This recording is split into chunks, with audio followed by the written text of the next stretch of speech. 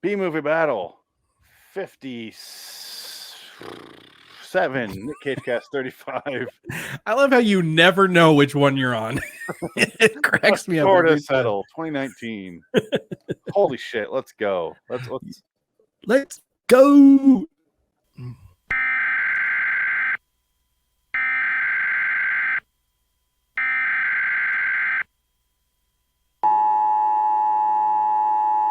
This is not a test. This is your emergency broadcast system announcing the commencement of the B-movie battle sanctioned by the government of Wonderland. Swear words of Class 4 and lower have been authorized for use during the show. All other swear words are restricted. Wonderland officials of ranking 10 have been granted immunity from the show and shall not be harmed. Commencing at the siren, any and all crime, including murder, will be legal for 1 continuous hour. Police, fire, and emergency medical services will be unavailable until the review concludes. Blessed be our Wonderland leaders in America, a nation reborn. B-movie battle is now in effect.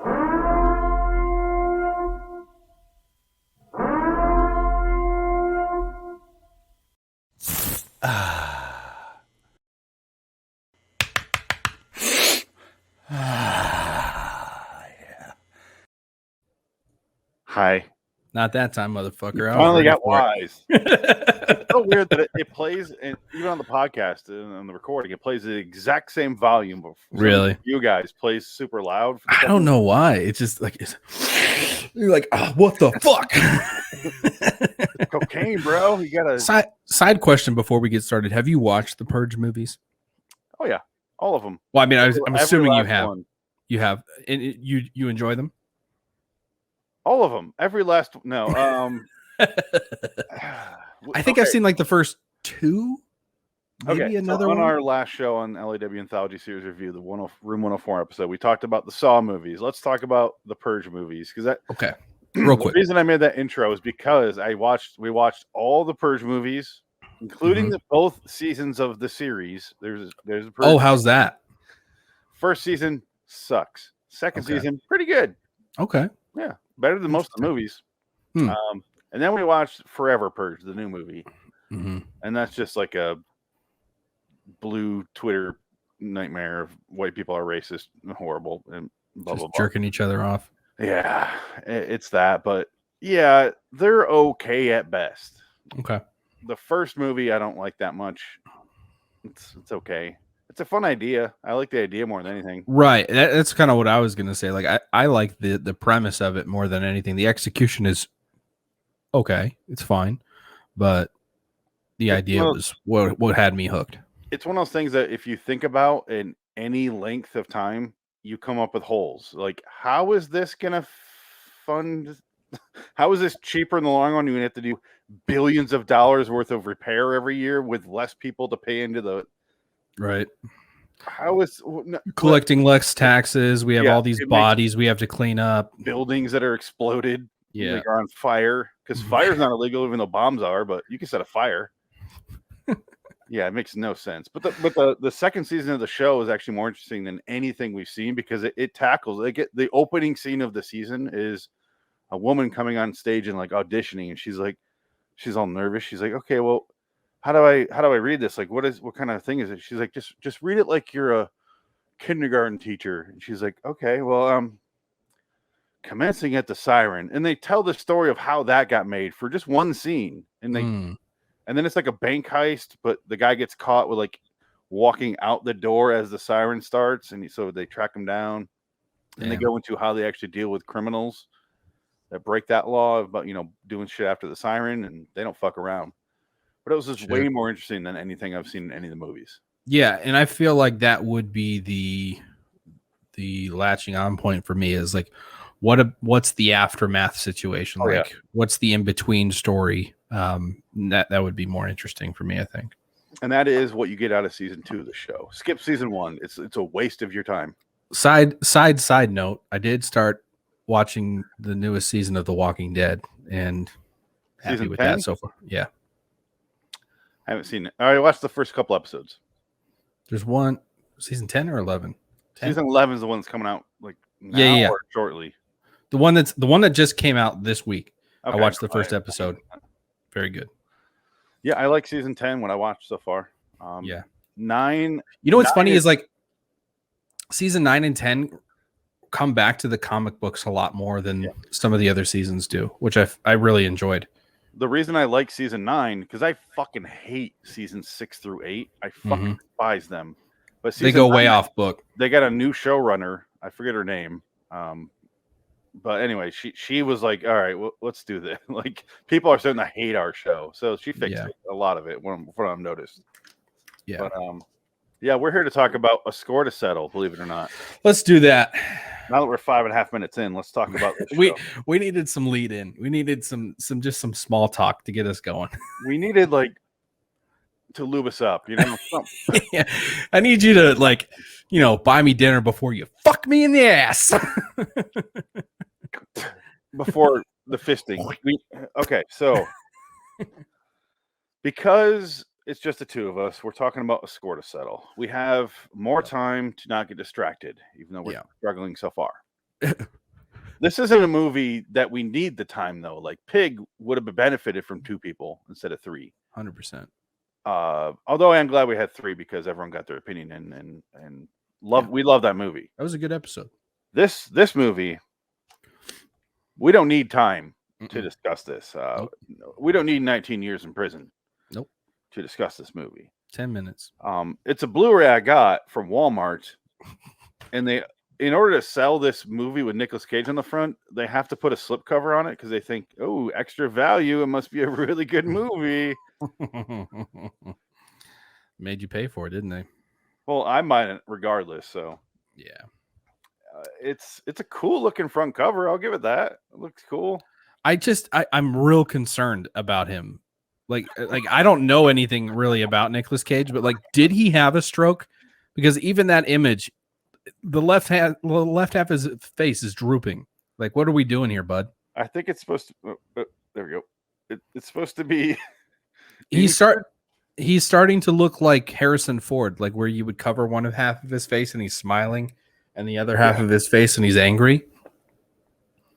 Yeah, like there's something going on there. You know what I found amusing about this movie? We'll get into the plot here later. Sure. It doesn't really matter. But I love the fact that this character blows money Hold on. in the early 2000s. What plot? There is a plot. You can't say there's no plot. It is very muddled the way they tell the plot. 100%. But there is a plot. Agreed. Okay, so we're not going to reveal anything yet. Okay. You know what I'm talking about. We are going to talk about in order for the most part. I do want to mention a couple things. This movie begins in the early 90s. Where okay. Sorry. I just have to preface this next part of this conversation. First 15 minutes of the movie, I'm into it. I'm like, this is good. They got a guy who looks like him playing the younger Nick Cage. There's something happening in the background. There's something to hook me in. And I'm like, damn, I'm into it. Like, I know it's going to all go to shit in a few minutes, but that had me. And I was real upset about that. I just wanted to make that note there. Yes. First of all, the guy who plays younger Frankie is a relative of Nick Cage. That's why he looks so much like that Cage. Makes sense. He's a Coppola, he's probably spent time around him so he can mimic some things. And he did a good job. He did a really good job. And I was watching him. I didn't realize he was a relative until right before we started recording. I was looking it up and I was like, oh, it's a relative. It makes sense because kid kills it. Yeah, the whole thing is a flashback in the early 90s when apparently Cage was like 19. Mm-hmm. Even though 19 years later, he's an old man of 57 or 55 or... It was some generous casting, let's say that. Yeah. Because he should have been 30. Should have been 30-something, 35. Easily. But he's supposed to be like this young kid who just had a baby with his new wife, and no, like no, and it doesn't add up for the movie. To see where he's at after the flashback, right? No, That was kind of frustrating. he's too old. And the whole movie's a premise. It was originally called Old Man, this movie, before it was changed to Score to Settle. So you need that character. You need that flashback to be earlier and the son to be way older. You needed more time in there between when he was put in prison and not, and now out. Well, and I think even they could have gone further with his age at the same time too. Like the things that he's experiencing as this old man, he's truly not that old, right? I mean, I would expect somebody in their late 60s, maybe early 70s to be experiencing some of those things, and that would play more for me. He's 55. Yeah. At this time. He's exactly 20 years older than me, Nick Cage. Okay. He's born 20 years before me, so I can easily do the math. So he's 55 in 2019. Sure. He's too young to be called old man, and everyone will be like, "You're old as hell." Like, he's older. Yeah, 55 is older. But not old enough to be not that age where you're like, "You fucking old man." Like, no. Like, no. Yeah, it was I think honestly a poor casting. Liam Neeson. Yeah, and I think it was a poor casting. Like I don't think that he should have been in this role. Well, they could have. If you want Nick Cage in this movie, this is your script. Just change a couple things. He's not that old. The old thing doesn't fucking matter in this story. It doesn't. Like it's really his condition that matters, right? Yeah. He does sick man. He doesn't need to be old man. Like, and they don't play. Okay, we're all over the place. Yeah, go ahead and just set it up first. Let me set it up. It's a flashback in the 90s, early 90s, where Nick Cage is a teenager. He's basically 12. He's running around, and he's at this crime scene where he's basically trying to teach this mafia boss how to swing a baseball bat and hit a baseball into a guy who's in a chair. He goes outside to get the baseball. Mini Benjamin Bratt, who looks nothing like him when he grows up. He's outside, and he's with him. And then he goes back and Nick Cage goes back inside. Well, Benjamin Bratt is outside. Not Benjamin Bratt is outside having a smoke. Sure. He goes in and they're killing the guy with a baseball bat, just beating their fucking brains in. And then it cuts and it says like 19 years later, and we see Cage in jail. And this is the scene that ruined it for me. This is where it went from like enjoyable to because the cinematography is the worst thing I've ever seen in my life. I hate every shot in this movie. All the there was a lot of like what was there not like a lot of like pan tilt things going on, like zooms? That is that a different? They did like focus changes when he's having memories where it's so you get that. Yeah, like a video game, like where you're like shell shocked and shit. You're like every Call of Duty game does that. I don't need that in a movie. They didn't do the audio, the Saving Private Ryan Beach audio, which on its own, granted, like. That really did work in that movie, right? But this is not the movie for it. No, because it was okay. He's in prison. He's getting out. He talks to his doctor, and she's like, "This is why we're letting you out because you're fucking dying." And he gets out. He walks outside. His son walks up to him, and he goes, "No car." And he's like, "You're a grown man. It's crazy." And they walk off. Pause. I knew right then. Okay, just so you know. Okay. I'm not going to say any more than that. Okay. So, right then. And then they walk away. And then the problem is he gets back to they go do a bunch of shit. They spend money. He goes to the house, takes a cab there. Barry digs up a bunch of money and a baseball bat that was used in the crime and a baseball card that he shows his kid. He puts in his pocket. And then he starts having flashbacks. And it was like, seeing the crime and then him in prison and it's all doing that fucking and I'm like, God damn, like I just saw this, like come on. You know what pisses me off most about this part of the movie is that like throughout the first, like I would say the first act, right, the first 30 40 minutes of the movie, there's a lot of like baseball like pointed like setups and then zero payoff with any of them. And that pissed me off because I'm like, this was such a big piece of the story that you were setting up between him and his kid, him and his business, and then we don't do anything with it. Well, let me fast forward and just say him and the kid are spending money and getting to know each other. while he's denying the fact that he's going to get revenge on the people who put him behind behind bars, because he took the rap for his boss for killing that guy. I don't know why they don't ever show him get arrested or how that fucking happened. I guess it really doesn't matter, but it doesn't matter, but it would add value. You know what I mean? Yeah. Like, and I think that's a piece that's missing here, is that so much of the subplot that would give us context isn't delivered to us till too late in the movie, where we just don't care, right? it seems like he just admitted to it without any proof, because there's no murder weapon, because he had the murder weapon, so obviously that wasn't in court. Yeah. And just took the fall for them. They said they pay off, give him a bunch of money. They give him a bag of money, like $100,000 or $200,000. Who knows how much? Sure. He spent, but and then they also said they look after his son and his wife. While he's in prison, the wife dies, I assume of like a cancer or something like that. She was fairly young. The son overdoses. We find out. Oh shit! I spoiled it. Uh-oh. Who fucking cares? Okay, so excuse me. I'm assuming if you're watching this, you've seen, or listening to this, you've seen the movie, so that's on you. I think we could say that just about it in any of these that we do at this point. Like, not so much anthology.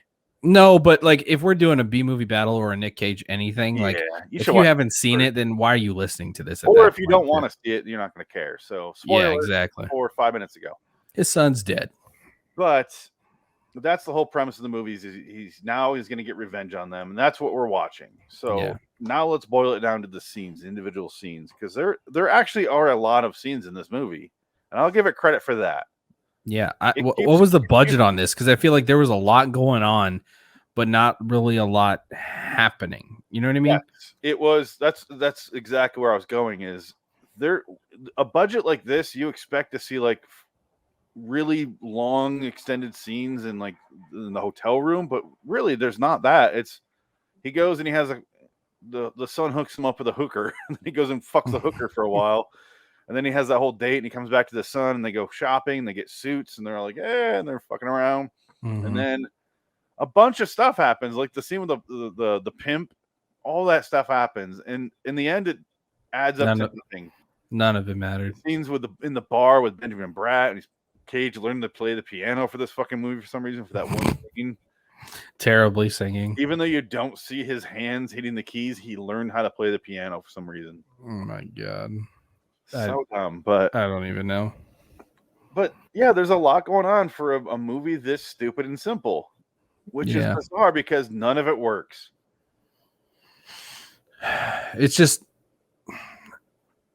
it was frustration trying to get through it. I must have paused it like 10, 12 times just because I was like, I can't. I have a genuine question for you. Yeah. How many of those pauses happen before the hour mark? For me, none. Yeah, I would say most of it was the second half. The last 45 minutes, I paused and started 10 times. Yeah. Or tuned out, and I was like, oh, wait, the sun, what? Yeah, I probably paused it 5 or 6 times in the last like 15, 20 minutes because I was like, I know where this is going, and it's not going to make me happy. No. It was just kind of a train wreck.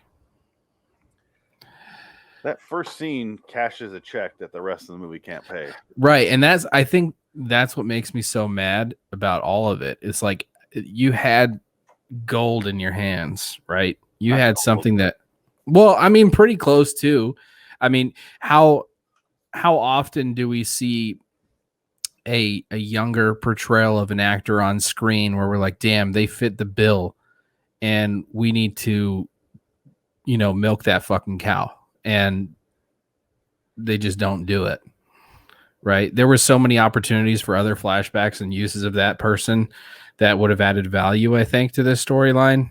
You know what would have been cool is seeing a scene with young Nick Cage, the wife, and the baby. Right. That would have been cool. Seeing how the arrest went, the trials, like quick little vignettes throughout. Yeah. Peppered in. Anything, really. Instead, we get Cage going, you see like the whooshy camera, and he's right. And he's having flashbacks of shit we've seen. Like, it's all footage we've already watched. So really, this thing is like you're watching the movie twice. Yeah. Just with the drunk filter on it the second time. Can we talk about how terrible of a fucking actor the son is? I have so many. First of all, he has not done a whole lot of work, believe it or not. No way. Yeah. But the scene where they're buying Rolexes, he's like, whoa! I was like, what is happening? He's so bad. He's channeling his inner Cage is what's happening. No, but Cage knows how to fucking act. This kid was just like, No, I mean, I don't disagree with you, but if you were going to go and try to emulate Cage, what would you do?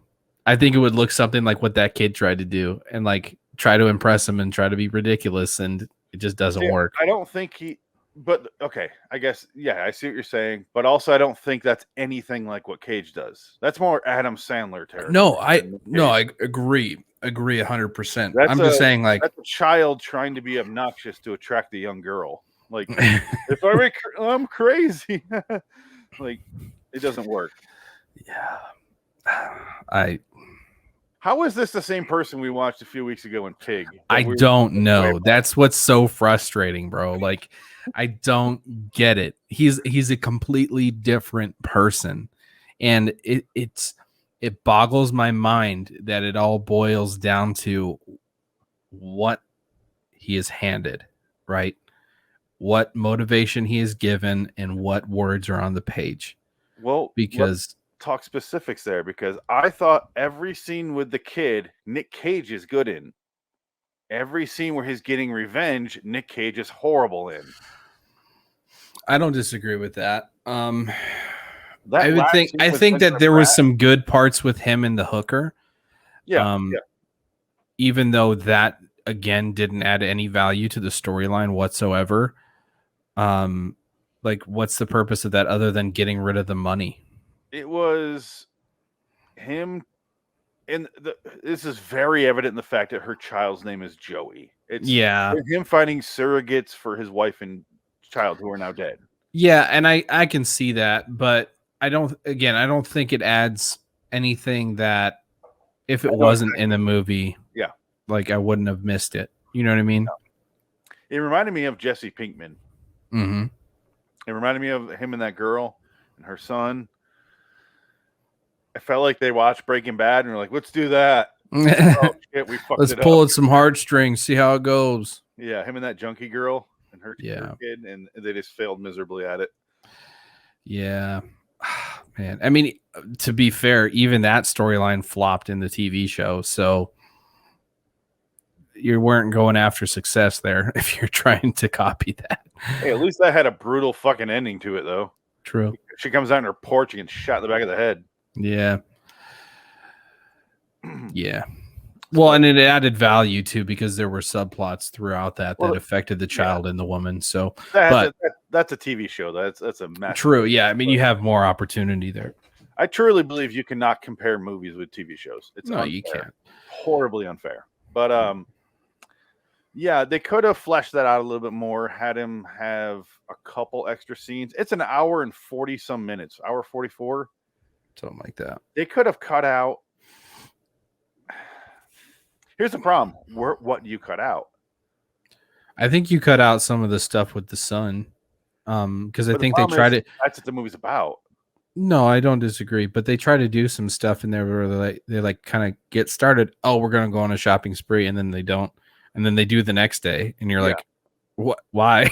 I would have cut out the scene where his son leaves after he says, "You walk in that door, I'm done," and then he comes back, and then he has the valet go through his phone for 20 minutes while the pimp comes in. He gets a fight with a pimp that doesn't fucking matter at all. That whole scene, that whole 8-minute scene could be fucking gone. Useless. Fucking useless. They put in a scene with Simone/Jennifer where he's actually meets the child. You know what I mean? Some like the machinist. Right. Well, and it's a complete missed opportunity, and him also making an additional connection with Jennifer, right? Yeah. You know, that part where the kid says she says his name's Joey, or he says his name's Joey, whatever. You're like, oh, that was my son's name. You know what I mean? Like we could have had a moment there, but we just completely ignore it and move past it. You see him having a moment. I was just gonna say, yeah, but you don't. Okay. Go ahead. I know exactly what you mean, but the way they did it and the way they wrote it, I actually like the way they did it. Because if they did it that way, where they all have a moment, it wouldn't have fit the plot the way they did it. So the fact that he just had the moment works better for the way they told their plot. You know what I mean? Right. Because she Yeah, doesn't I mean, matter. yeah, because it kind of adds to the fact that at that point he still is seeing red, and he just wants to get done what he came to do.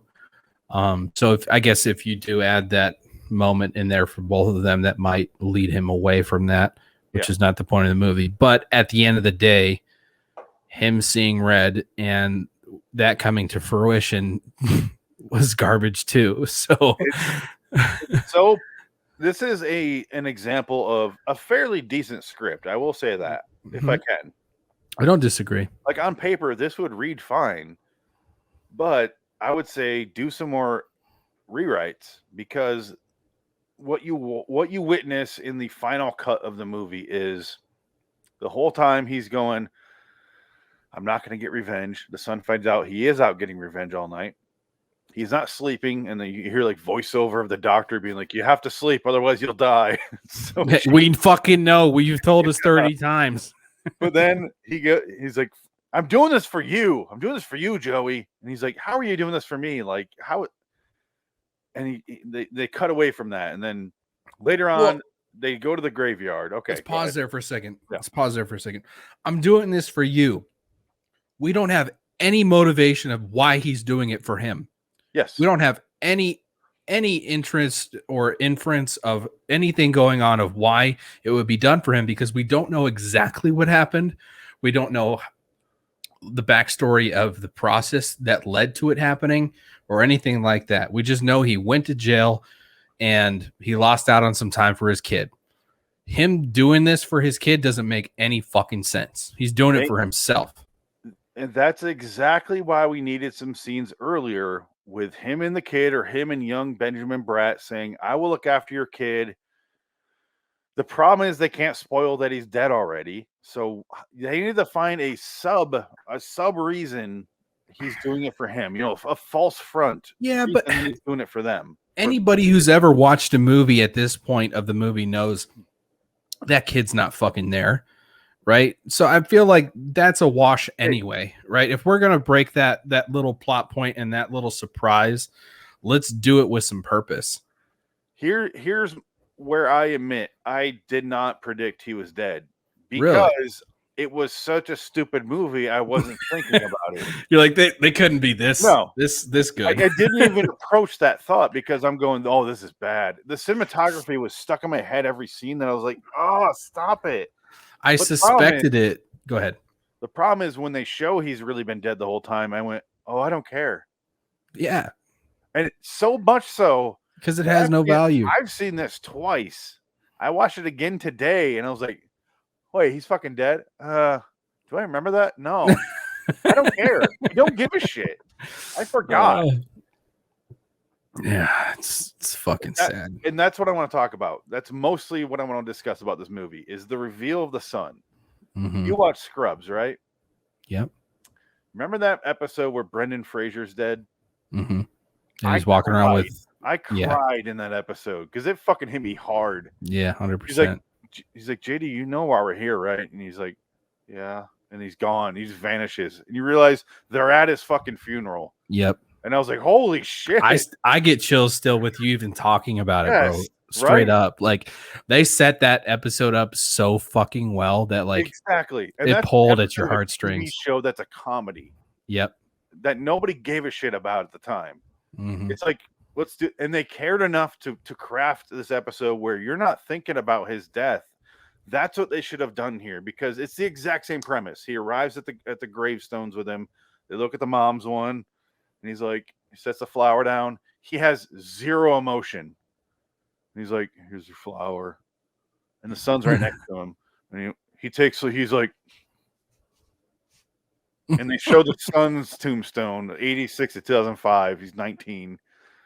And it's like, I should have been there for you. I'm like, maybe if you had some emotion going into this, or some sort of setup for this. Right. The problem is they relied too much on their somber music. And I feel like that was, oh shit, this looks awful. Well, throw in somber music. It'll make people feel things. It just goes back to that whole vignettes thing that you're talking about. We have no context as to the relationship of him and his son before he goes to jail. Yeah. So we have no like emotional attachment to how he feels when he reveals that the son is dead. You know, I guessed it right when he came out of jail. Yeah. You know what I mean? And his son's walking up to him. Like, that's fucking weird, first of all, that he's walking up to him. Nobody just walks up to a They have a jail. line that explains it. And Yeah. I was in the frame point of, yeah, it's dumb enough. He sold money to pay off some shit. He sold the car to pay off. Sure. Okay. But I was like, that's bullshit. Like I fully picked up on that. Now I didn't know, but it was obviously confirmed later on. But I was like, there's certain little things that stick out through the rest of the story too, like how nobody's really talking to his son, and you know they're all talking to him and not acknowledging that the son is there. I'm like, I'm, and that one little moment at the jail of him picking him up or walking with him is what sets me off to notice those things throughout the rest of the movie. But again, not everybody's going to pick up on that, but at the same time, it's not, I don't know. It didn't do anything for me. Okay. Yeah, I completely agree with that. What they should have done, this will tie both things together that we mentioned. Show flashbacks, but have them be the kids. I remember when I was this age and you went off and you see from the kid's perspective, the dad getting taken off in the same clothes he's wearing now, 19 years later. You see a scene with him being a junkie and like he's just telling a story about this is how I fucked up. You show the kids flashbacks because he heard these stories in prison and shit like that. Yeah. You show those because it ties the character more to reality. And I care more about that character because I've watched him more. Mm-hmm. Right now, I've just seen him be a sweaty fucking mess and a previous junkie. And why is Cage's fantasy of his child saving him from an overdose and putting him in a bathtub? Yeah. Why is that in his fantasy? Well, I think this ties back to a lot of conversations we've had on numerous episodes and everything. It's like, it doesn't matter what movie or TV show we're watching. If you don't give us some reason to have emotional tie and value to who a character is, it doesn't fucking work. Right. And that's exactly what happened here once again. And here's how easy Jansen and I are to please. Brendan Fraser is only in a few episodes of Scrubs prior He's to a that fucking episode. Cameo. He has a couple episodes, a couple quick scenes where he plays what's her name's brother or something, right? Right. Mm-hmm. And that's it. And by the time they showed him again, I'm like, I'm not attached to him, and I still was like, oh my god, no! Right. I forgot he existed, but you're like having that moment with those two standing next to each other. And he's like, you know why we're here? And you're like, oh, shit. Why we're here, right, JD? And he's, yeah. I was like, wait, where'd he go? Oh, my God, they're at his funeral. It got me so hard. Bawling. Yeah. Oh, yeah. So I'm easy to make cry. I've never denied that. I can cry at fucking anything. I fucking cry at Ted Lasso. Have you ever watched that show? No, it looks awful. It's absolutely amazing, first of all. Let me just I know you have your skepticism and feelings about these types of things, but truthfully, one of the best top TV shows I've watched in a long time. I keep hearing that, but when I watch the trailers, I'm going, this looks desperate. Don't. Well, you should know this better than anyone. Don't watch the fucking trailer. But the problem is I have to if I watch Archer on Hulu. It plays Ted Lasso every fucking commercial break. I'm like, that looks awful. But I know I love Jason Sudeikis. I really do love him. So yeah, and it's not just Jason Sudeikis. Like the cast of this show is fucking phenomenal. Say what? Juno Temple, isn't she on there with him? I think so. I don't know names. You know that. From Dark Knight Rises, the blonde girl that lives with Catwoman. Yes.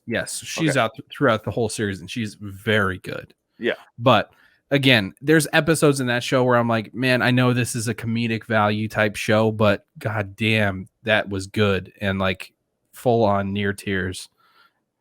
So even during this movie, I was still like right. But it didn't work. Like I was like, I had to force my own thoughts along. No, especially in that last scene, you're like, this is bullshit. The last scene of this movie, the last two scenes, I should say, right, in the dressing room and on the stairs. Dressing room and outside on the stairs are the worst. They Yep. are so. I was done at that point. I was bad. like, this fucking sucks. I guess what I want to say, and this isn't closing, but this is final thoughts on the plot, and then we can discuss something else. But sure, it wraps up in this ultimate battle where, okay, sorry, I know I'm kind of two things at once, but I want to tie it in with your baseball thing before I forget. Yeah, go ahead. Remember Pig, and we said you keep waiting for the violent explosion. You keep waiting for him to come in and like, I want my fucking thing, and it never happens. Yeah, and that's why that movie works really well. Mm-hmm. I thought it worked really well in this movie, where he brings he's ready to hit him in the fucking face with a baseball bat, and the whole time he's been holding this baseball bat, and he's like, sets it on him, puts his hands on it, and walks out. Yeah, and I was like, that would be effective in a better movie like Pig, where he gets that he's like, I've been blaming you for 20 years. Turns out it wasn't you at all because you've been in a coma for 15. Mm-hmm. Like, I'm wrong. He even apologizes to the guy. He's like, I'm sorry, I blame you. And I think the reason that that doesn't work too is that, like, this is an gotcha kind of movie, right? The guy that he's really supposed to be mad at is the guy he thinks is his friend. But also the guy he pulled a gun on in the first scene. So it doesn't. Yeah. Truly. Busy. Hold on. I knew you were going to fucking do that. Jerk. I give you a warning. Hold on. This time I'm not. All right. I hate you. Since Dick's not here, let's play the clip. It's a bomb! He's got a bomb!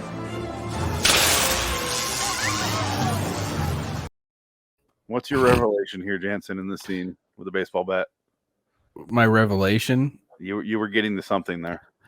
I just, it falls flat, right? That's like we put so much weight on this baseball bat, the connection of baseball with him and his son, him finding the bag with, oh no, are you almost out? What's wrong? Is this alcoholic? Like, look, I started this at the start of the shows. I'm fine. Okay. Maybe take like 3 steps and see how it goes. No, really. I'm not slurring or anything. What the fuck is in this? It's mostly sugar. Is it flavored? Yeah. That's the problem. Root beer float. Yep. There you go. It's like the sugar counteracts a lot of that alcohol feeling. I know that, but it's crazy. Whatever. Anyway, it's like candy. Anyways, back to what I was saying. Like, there's value, opportunity. Say Candyman in the mirror 5 times. You want to play a game? There's value in the fact. There's value in there's value opportunity in the connection of baseball with him and his son. There's value opportunity in him finding the bat buried with the money. There's value opportunity in the original scene of him teaching the guy how to swing the bat correctly so he can hit a ball to hit the idiot in the face. And right? Nick Cage makes these baseball bats. Yeah, and he makes these baseball bats, which we never fucking talk about after he tells his son that, hey, I make these. It's pretty cool, right? He tells the gun dealer's kid after he gives him a baseball bat, I made this. Yeah. This is the last what do you fucking do? Like, it doesn't fucking matter. The culmination of this baseball bat story is him not beating somebody with it. A guy in a coma. Yeah, a guy in a coma that he was supposed to blame, but he's like, oh, you were in a coma? I guess I can't blame you. Here's your baseball bat back. What the fuck? Like, is that scene before the sun reveal or after? Believe it is before. Okay, he doesn't kill him with a baseball bat. He goes outside, gets shot, kills the dragon guy, and then he goes back, but he's shot. No, so it's after. Is it after? Yeah, I'm muddled with this one. Because then he gets shot by that guy. And then goes to Benjamin Bratt's daughter's wedding. Mm-hmm. Elise or Ilsa or whatever her fucking name is, but goes to her. Yeah, so it's after. So the baseball shit's already ruined. The whole reason the baseball thing really exists is because he has that baseball card. It looks all pristine when he shows the kid in the cab. But really, it's covered in blood. Yeah. And then in the very end, he's staring at the card, and that's the baseball connection to his son, which we give no value because we've not seen them do anything together remotely revolving around baseball. Nope. Nothing. Other than, I'm going to sell that card for smack. Right. No, don't sell the card. I'll give you money for it. This movie is, and this is why I say, a decent idea, poorly executed. A lot of opportunities here. There really is. Like, I'd get rid of the baseball shit altogether if it were me, but it doesn't matter. Why do you need the baseball thing to carry through this whole thing is beyond me. So get rid of all that. Get rid of the baseball shit. Really, honestly, get rid of the hooker shit. Who cares? Unless you're going to tie it together, you can turn that into something. You can tie it into something. Should you have the vignettes and the backstory of the son's relationship with the father? Yes. You have to, if you're going to tell this story the way they thought they told it, you need to have flashbacks of the kid. You need to have more heartfelt conversations with them because they really don't have heartfelt conversations. They have one where they approach it and then a joke interrupts it and they stop. Like in the hotel, he's like, you were there. Let's get you laid. And it's like, oh, come on. Yeah. And what's his obsession? It obviously is, as we know, his subconscious and an illusion or whatever. And the son has an obsession with getting his father laid. Like, that's fucking weird. First of all, I've never talked about that with my dad, nor would I encourage him to go out and do that. And that's honestly kind of a clue that it's really just him going, push out my son and take care of a need here. And that's also happens in the scene where he's like, you walk out that door, I'm gone, old man. Right. Please. And you're like, what a dick. But really, he's just going, I have to do this. And in reality, you're not even here. So, which again kills the whole plot point of I'm doing this for you. If you were doing this for him, then why the fuck are you leaving?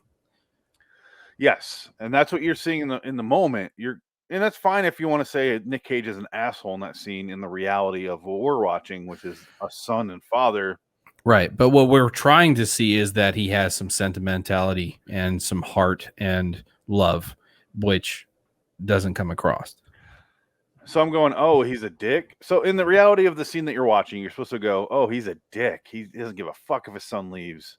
Yeah. And he goes and he fails at killing the dragon. He just gets away after this terrible fight scene in a strip bar or whatever you want to call that. What the fuck was that place? Garbage fight scene, by the way. Garbage. Like the hand-to-hand combat is garbage. I know he's supposed to be an old man or whatever, but like it was poorly filmed and poorly executed. Man. Every shot in this entire movie is poorly filmed. This is one of the worst looking movies I've seen in a long time. Yeah. Like, I fucking hated watching this movie. Well, what pisses me off more than anything is the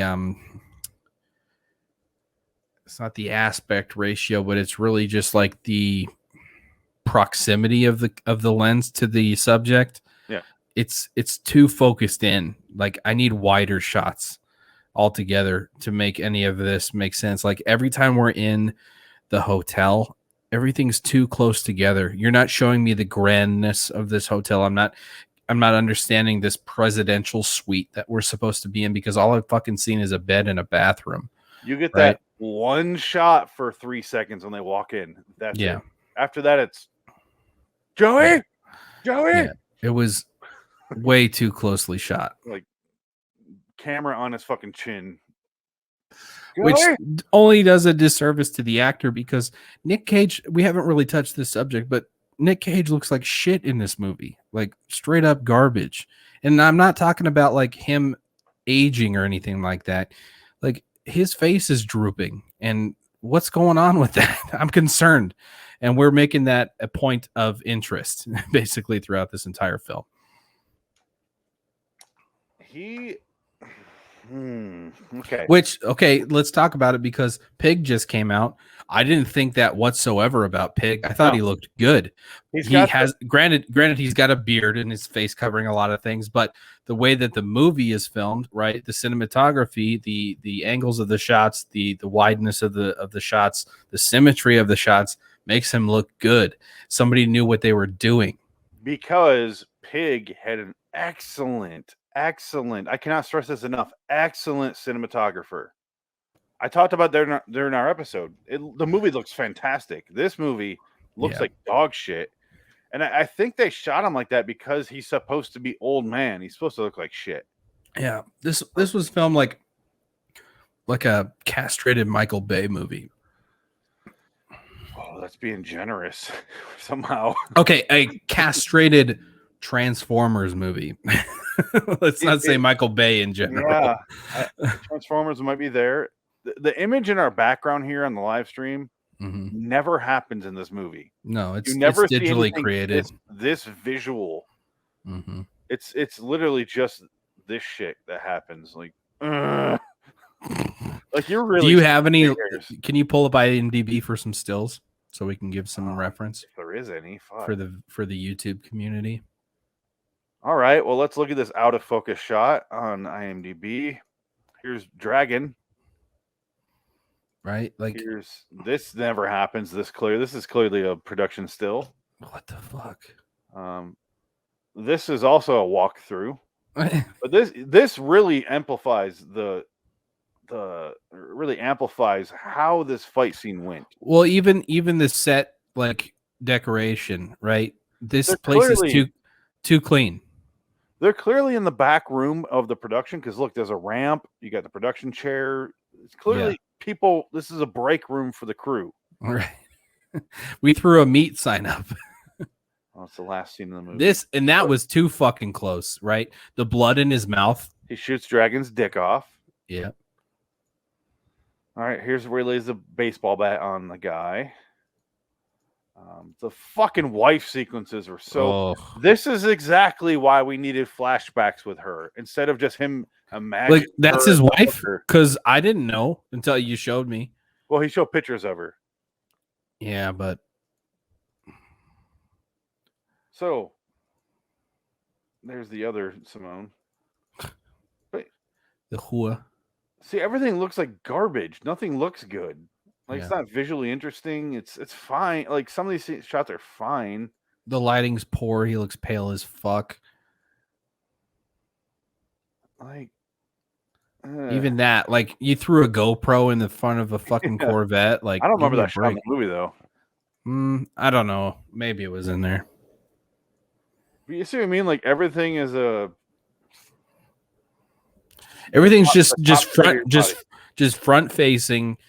Shitty lens right up in your grill, and then out of focus, like the wife on top of him in the convertible when he's imagining Simone as the wife, and she's, "You good?" And it's like the dream filter on it, and it's stop. It's annoying. Dream filter should be put to bed at this point in 2021. It doesn't work anymore.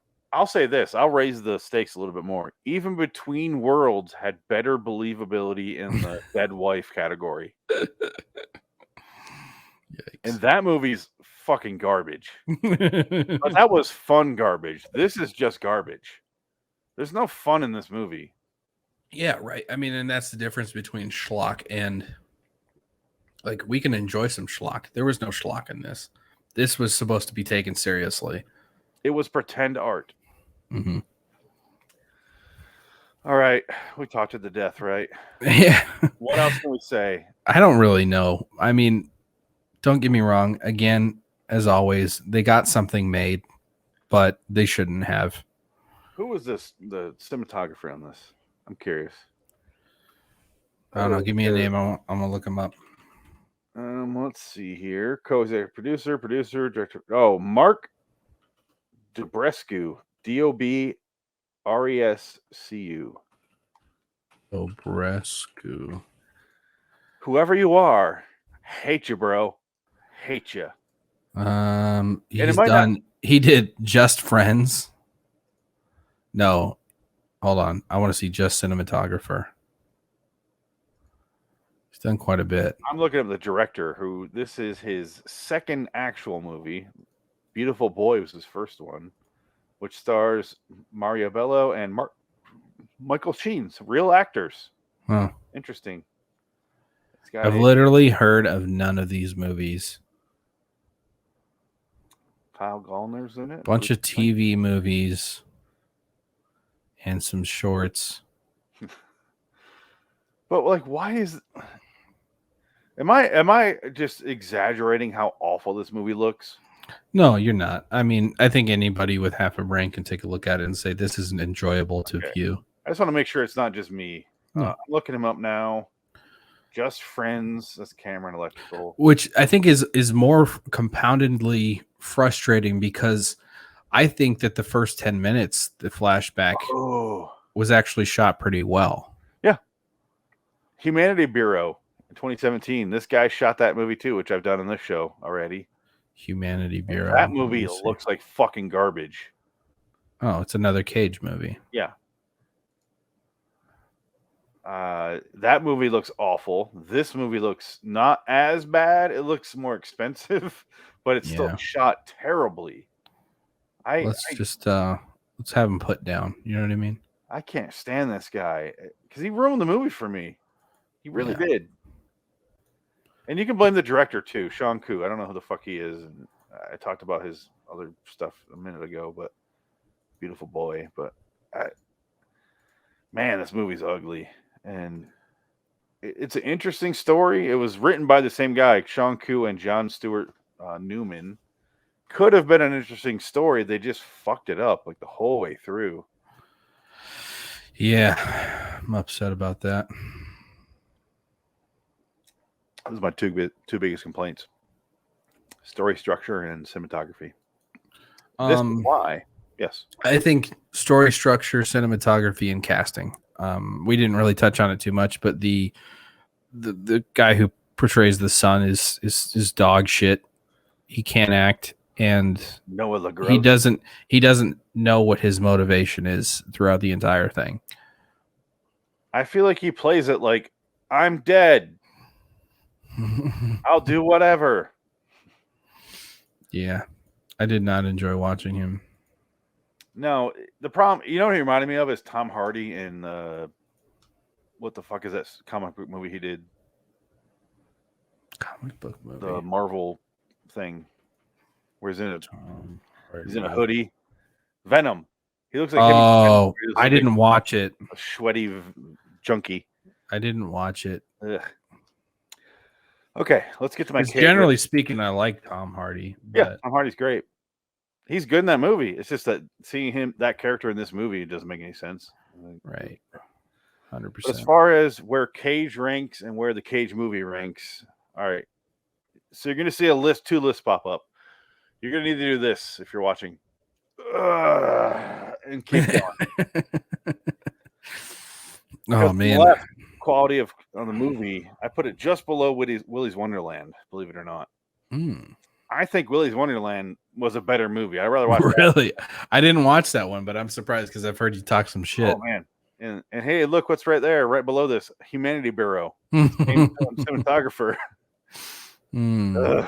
Quality of Cage, much lower. I don't on the disagree. Right, quality of Cage. Cage is awful in this movie. Left Behind. Oh my god, I forgot he was in that. He's better in this than Left Behind. I couldn't deny that. I got to the point where I'm like, all right, where am I being sarcastic here? All right, let's move him up. He's better in this than Left Behind. Let's be honest. But yeah, he's even better in like Humanity. He's better in Humanity Bureau because he doesn't talk a whole lot. In this, I didn't believe anything he's doing. If it didn't involve the son or the prostitute. What Cage category did we get this one into? It's Quiet Cage. Quiet Cage. Okay. Yeah. There's no Rage Cage at all. He barely, except for when he yells for Joey. There's touches of Rage Cage, but it's not a resounding throughout the movie Rage Cage. The last two scenes, let's finish on that. Okay. He goes, because he finds out through a Christopher Nolan's Dark Knight Rises. You should go by your middle name, Robin. I like that.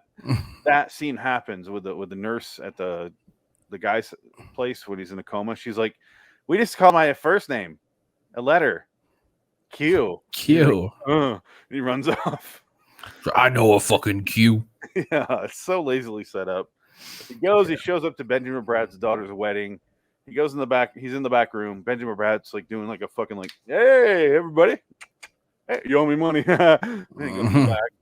And he's like, "Oh," and Cage is sitting there with his little silencer machine gun, and he's like, "You should know what you did last summer." Yeah, you fucking killed my boy.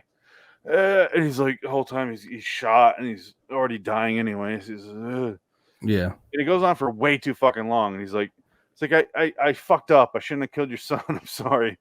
And the daughter's like, you have a beef with my dad? And he's like, a beef? You're not gonna have a beef? I forgot about that. So did I till right now. I was totally gonna put my name as Jansen the Beef Carlin too. I forgot about that fucking shit. I lost it at that point. I was like, what the fuck is happening? I kind of want to pull that up right now. Dude, I want to hear it again. Laugh. It's so So hard. ridiculous. It's so stupid. Finish off that scene and how he doesn't kill him, and I'll pull it up. Yeah, so I mean he's just upset, but then he's like looking at him, looking at his daughter. He's like, I'm about to do the same thing. So he decides not to fucking kill him, right? And starts walking away, drops the gun. The daughter picks up the gun, shoots him in the upper right shoulder, and somehow that is gonna kill him. And he's like, whatever, fuck it. Just walks out the door. Comes out and there's cops all over the place on the stairs, lays down on the stairs. He's standing there. He's got a gun in his back pocket or in his waistband. And they think he's going for the gun, but he's really going for the baseball card that we have no attachment to. And he pulls it out and they shoot him dead. There's our gun, and they all shoot him. But here's the daughter saying, you had a beef with my dad? Oh, yeah. You should have helped him. You were supposed to look out for him. This is the Cage we're forced to deal with in this movie. Mm-hmm. Yeah, none of this is built on. Should have looked after him. You were his father. Was it before this? I can't remember now. He was dead the minute you left.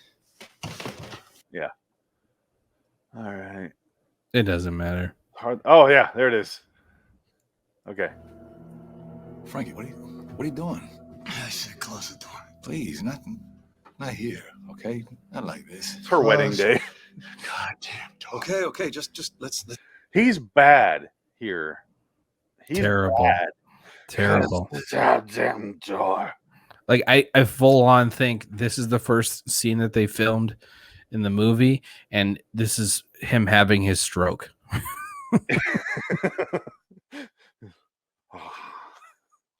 Just calm down. I am. God, just do what I fucking say. Isha, are you all right, sweetheart? Did he hurt you? Get out. It's okay. It's all right. Gonna pause it here so YouTube doesn't show. Wait, can we talk about how he says get out and she stays like a dumb idiot? Oh, he stops her. He said Benjamin Bratt is so selfish. He goes, the only way I'll live through this scene is if my daughter's here witnessing this. He's Right. smart, but very selfish because he could have just. Yep. Because watch, he look at his hands. He stopped her from leaving. She was ready to leave. His beef is with me. Beef. Beef. Beef. You had my son killed. You lied straight to my face about it. You think I've got beef with you? I'm gonna save that as a clip.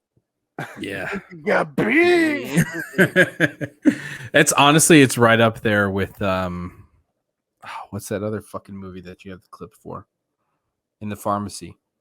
Oh, is that Matchstick Man? Yeah. No. Yeah. Gee, piss blood. Yeah. That one. You ever been dragged to the curb and beaten to you? Piss blood. Yeah. There's a lot of them. A lot of great ones. It's just like it's him having like a full on autistic moment is what it really is. Can you imagine how freeing it's got to be him though? Be like, I went to work today and just screamed about beef. Yeah, because it was 7 takes, so we did that for 8 hours. Oh my god! All right, wrap him up on the stairs. He gets shot in the stairs and dies while his son's like, "Look at the sky." He goes, "Why are you still here?" Dust in the Wind starts playing. He goes, "I don't know. I guess just to hang out with you for a while." I like that. What the fuck is that line? It's all the last 2 scenes are fucking awful.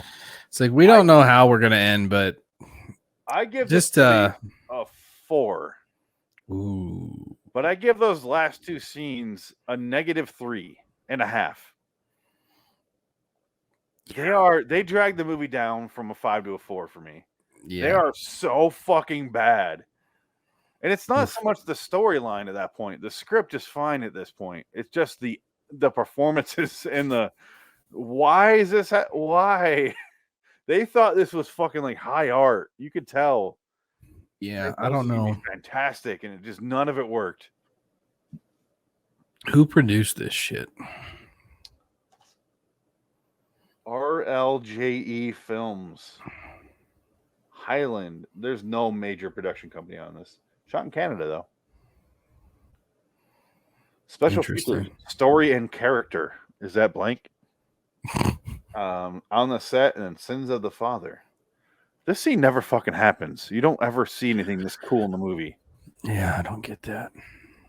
What do you give this out of 10? And let's get the fuck out of here.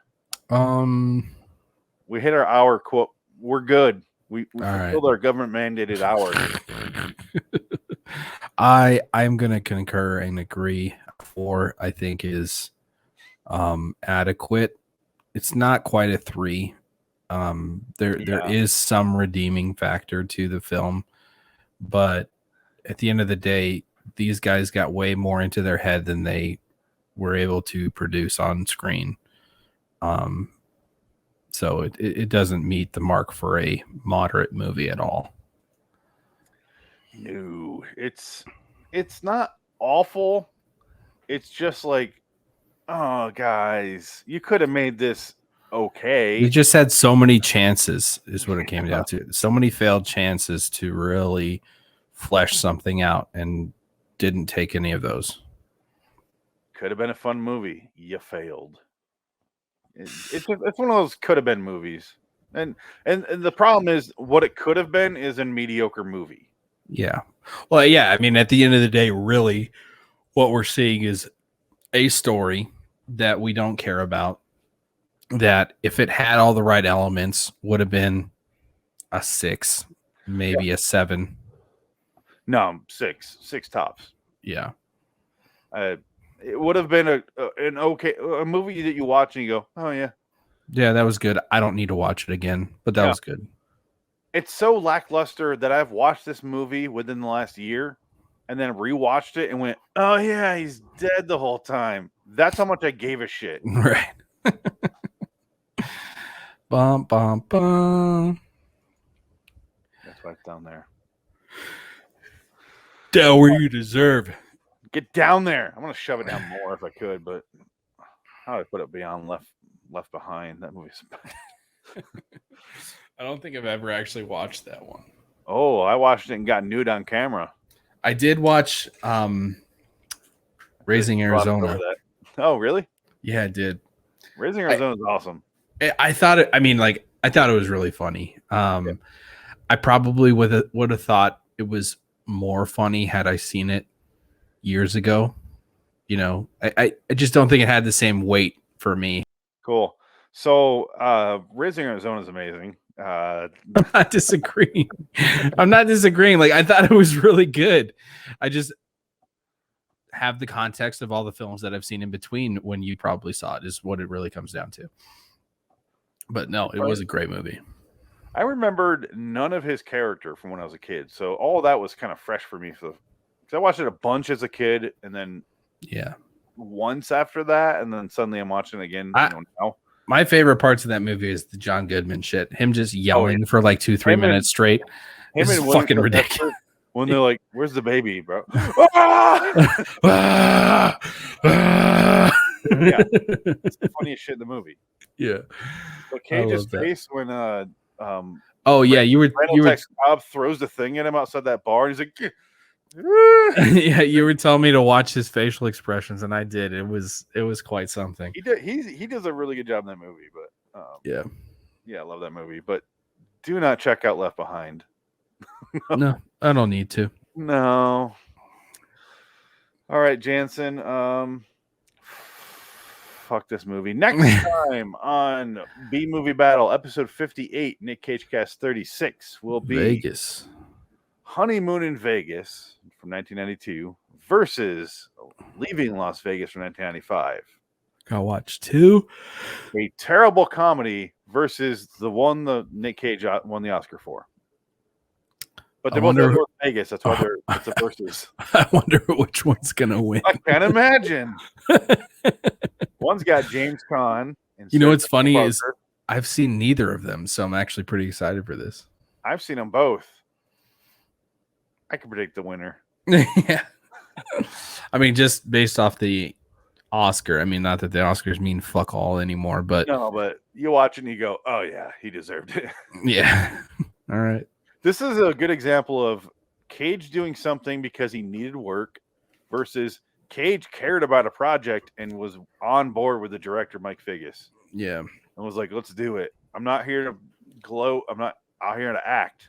Right. Whereas the movie we just discussed was Cage paying for his cocaine habit and his recent stroke and his art collection. Yeah. So Kid Kane, if you're gonna watch his movies, check out those two: Honeymoon in Vegas and Leaving Las Vegas. Week after that will be Valley Girl 1983 versus Valley Girl in 2020. Oh no! And after that, Snake Eyes versus Looking Glass. Man, a bunch of train wrecks all in a row, huh? Snake Eyes is very interesting. I can't wait to talk about Snake Eyes. Oh God! Looking Glass we'll probably talk about, but all right, let's get out of here. I'm Phoenix West. I'm Jansen Carlin. Here's our outro. There is no Dick Ticket, but you're gonna hear his name, I think. Yeah, and I'm not gonna say the thing. What thing? So long, citizens. Oh. It's in the outro, though.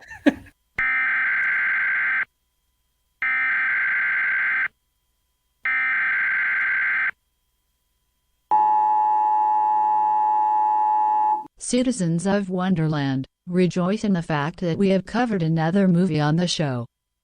Go to liwstudios.com for more videos and podcasts. Subscribe to Loitering in Wonderland on YouTube. Search on Amazon for books by Richard Pierce.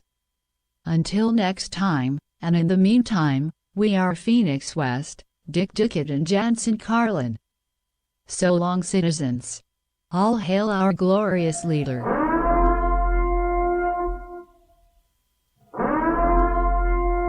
Shut off the fucking show now.